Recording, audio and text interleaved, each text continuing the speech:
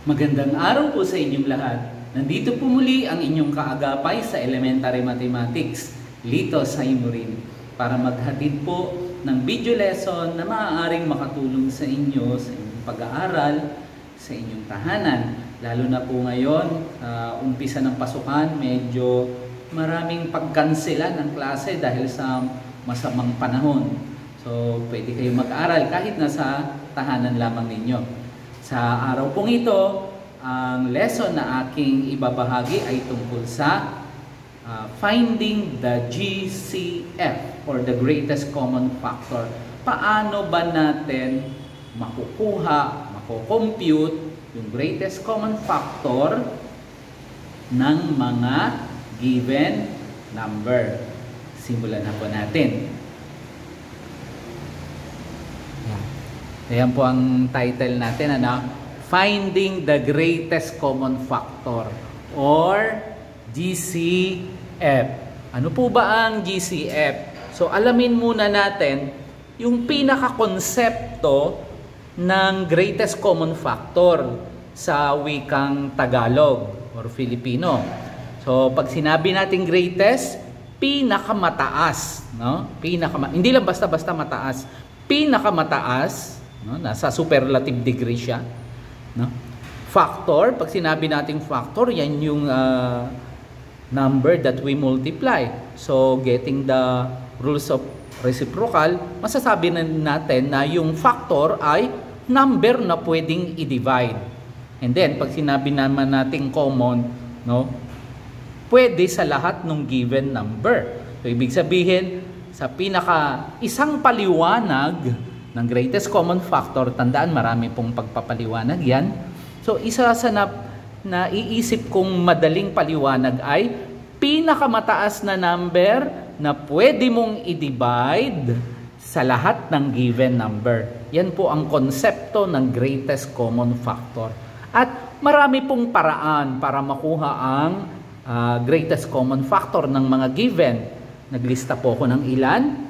So, meron po tayong number 1, tinatawag na listing method, kung saan nililista yung mga common factor. Tapos, pipili sila ng pinakamataas. Meron din pong tinatawag na prime factorization method. No? Sa ibaba ng prime factorization, meron tayong tinatawag na factor 3 method. Meron din namang continuous division. Tapos, pangatlo, meron tinatawag na Euclidean algorithm method na kung saan i-divide, no, yung malaking number dun sa maliit na number. Tapos, hanggang maging 0 yung remainder. Ganun. And then, pang-apat, yung tinatawag na HOTS method o yung Higher Order Thinking Skills method. Meron pong mga bata, sa isip lang, no? Kaya na nilang makita, kaya na nilang sabihin yung greatest common factor. At malay natin, baka ikaw na nanonood ngayon, no? Ikaw yung tinutukoy ko, na kayang gumamit ng HOTS method. Pag tiningnan pa lang nila yung given, alam na kagad nila yung greatest common factor or GCF. Ngayon, meron akong ilang tips para madaling makilala. So number 1, no? One of the given number is 1. So kapag halimbawa, ang isa sa given number ay 1, no? Tapos may iba pang number, halimbawa 1 and 8. So pinapahanap ang GCF ng 1 and 8. Dahil yung isa sa kanilang number ay 1, automatic niyan, no? Ang greatest common factor na niya ay ang 1. Yan. Yan na po ang kanyang GCF. No? Hindi ka na mag-iisip. Bakit? Dahil isa sa given ay 1. Bawa, 1 and 12. Ano greatest common factor ng 1 at ng 12? O sa ibang paliwanag ang sabi, ano ang pinakamataas na number na pwede mong i-divide sa 1 at pwede mo ring i-divide sa 12? Dahil isa sa mga given ay yung 1, automatic ang GCF niyan ay 1 na po. Hindi ka na mag-iisip ng kung ano-ano. Okay? So, madali lang kapag yung isa sa given ay 1. Now, pangalawa, sa mga palatandaan na madaling makuha yung greatest common factor, sabi niya, all the given numbers are prime number kung napag-aralan nyo na po yung prime number, no? Ayan. So, may example tayo. So, halimbawa, pinapahanap yung greatest common factor ng 5 and 13. 5 and 13. Dahil yung 5 ay prime number at yung 13 ay prime number, automatic, ang magiging GCF niyan o greatest common factor ay 1 na lang po agad. So, tandaan ha, kapag sa mga given number, lahat sila ay prime number, 1 na ang GCF nun. No? Madali nang isipin. Okay? So, kailangan lang may prior knowledge ka sa identifying the prime number. No? Pangalawang example, 7 and 11. So, yung 7, isang prime number. At the same time, yung 11, isa ring prime number. So, dahil pareho silang prime number, automatic, ang greatest common factor na niyan ay 1. Wala na pong iba. So, madali lang, ano? Okay. So, punta tayo sa pangatlo. Sa pangatlo namang palatandaan, no, para madaling maisip yung GCF, the difference between the given numbers. Titingnan mo yung pagitan ng dalawang given number. Halimbawa, meron tayong 9 and 12. So, hahanapin natin ang greatest common factor ng 9 at 12. Pwede nating isipin, ano ba difference, no, kung isusubtract natin 12 minus 9? 3. At alam naman natin, yung 9 divisible sa 3 at yung 12 divisible sa 3. Dahil dun sa difference nila na 3, pwede nating masabi na ang GCF ng 9 at 12 ay 3. Ayan. So, kinuha lang natin yung difference ng dalawang given number. 12 minus 9, 3. Eh yung 3 divisible sa 9 at yung 12 divisible sa 3. Yung 9 divisible sa 3. Kaya naman, yung difference nila na 3, yun na ang kanilang greatest common factor. Ayan, nakukuha po ba? Ayan. Meron po tayong isang halimbawa, 15 and 20. No? So ano ang difference kung isusubtract natin yung 20 and 15? So, ang difference nilang dalawa ay 5. At dahil yung 15 ay divisible sa 5, sa kanilang difference, at yung 20 ay divisible din sa 5, automatic, ang magiging greatest common factor na ng dalawang number na yan ay yung kanilang difference, which is 5. No? So, ganun lang po ang paggamit ng isip, no? Iisipin mo lang, ano ba difference nito? Okay? At yung difference ba nila, yan, itatanong mo sa sarili mo yan. Yung difference ba nila divisible sa parehong given number? Kung oo ang sagot mo, yung difference na yan na ang greatest common factor. Pero pag hindi divisible sa isa dyan, hindi yun ang kanyang greatest common factor. Take note po doon sa sinabi ko. And then, panghuli na siguro, para nakukuha natin yung greatest common factor mentally, sa isip lang. Sabi niya, the bigger number is divisible by the smaller number. Kapag yung isa sa mga number, yung mataas-taas, ay pwedeng i-divide doon sa maliit na number, sa isa pa niyang kasama, yung maliit na number, yun na ang GCF. Okay?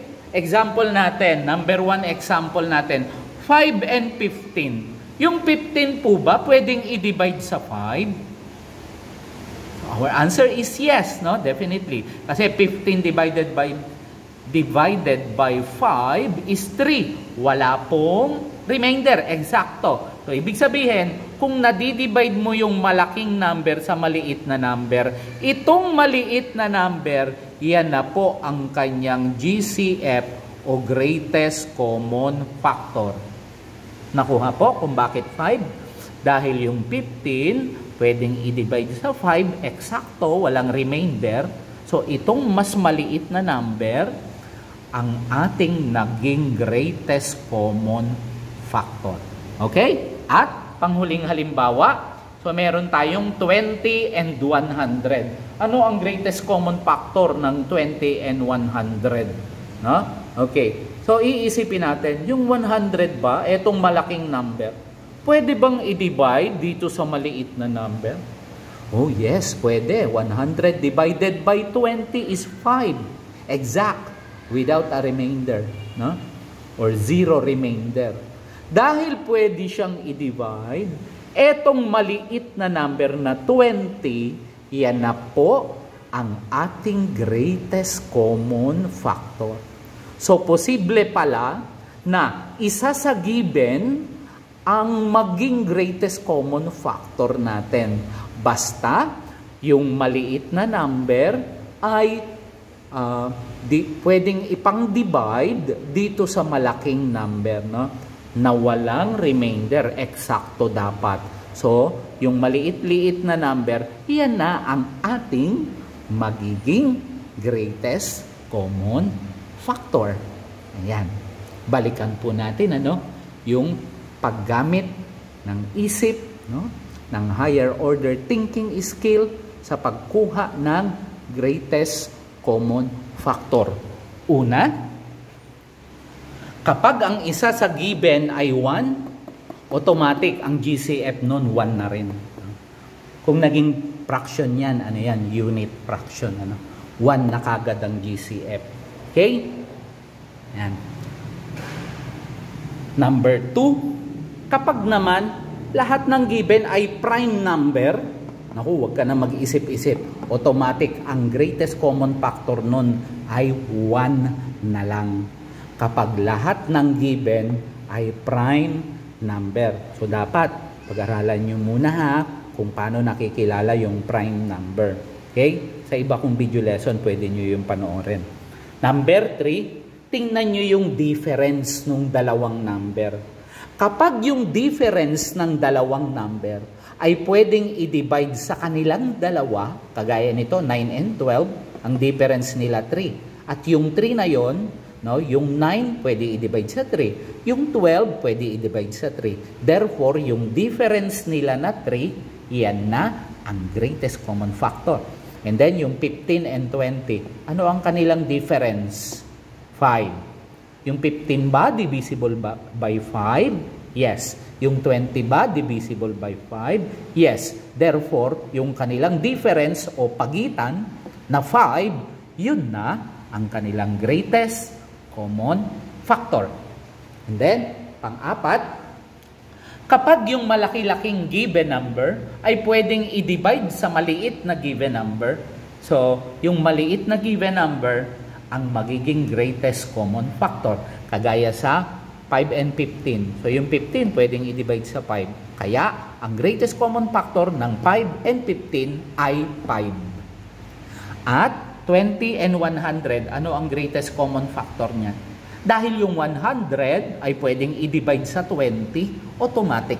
Yung given na 20, na mas maliit na number siya, yan na ang kanilang greatest common factor.